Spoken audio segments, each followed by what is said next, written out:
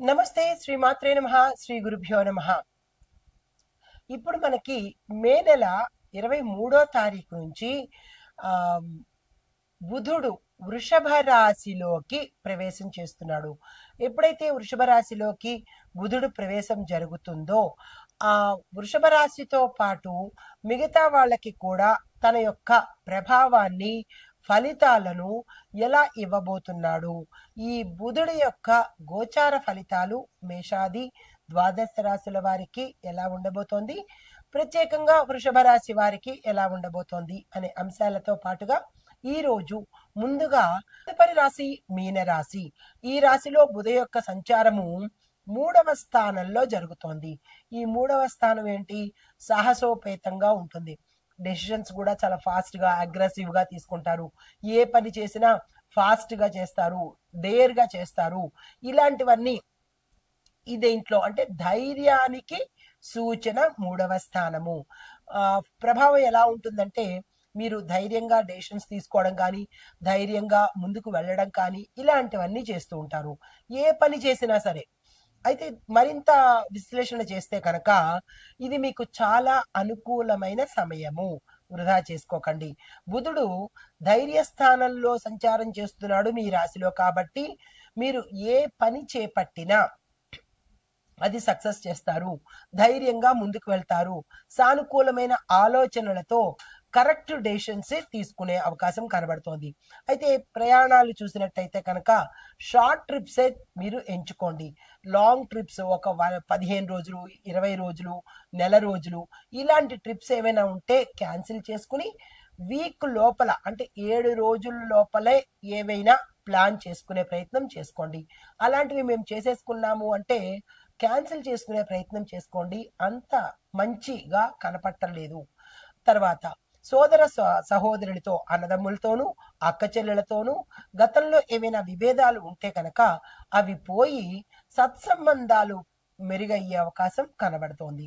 తర్వాత media, journalism, రచనా రంగాల్లో ఉన్న వారికి ఈ సమయంలో మంచి జరిగే అవకాశము, అవకాశాలు పెరిగే అవకాశము, దీంతో పాటు మీకంటూ మీకు ఒక గుర్తింపు రావడము, ఐడెంటిఫికేషన్తో పాటు మీ యొక్క పనితనాన్ని గుర్తించి ఎక్కువ ప్యాకేజ్ ఇవ్వడం కానీ, పెద్ద పెద్ద సంస్థలు మిమ్మల్ని ఆహ్వానించడం కానీ జరిగే అవకాశం ఈ సమయంలో కనబడుతోంది.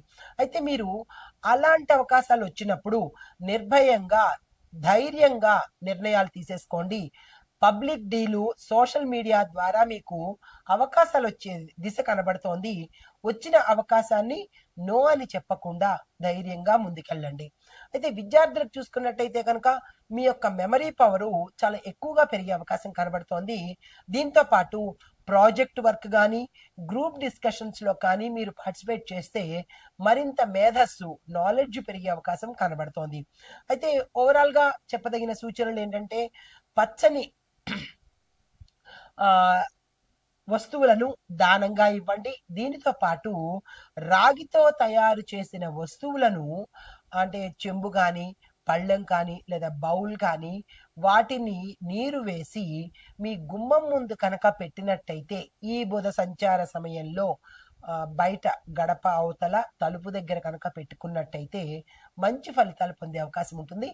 అందులో ఆకుపచ్చని ఒక ఆకు కానీ, దళం కానీ వేసినట్టయితే మరింత ఫలితాలు మంచిగా కనబడతాయి.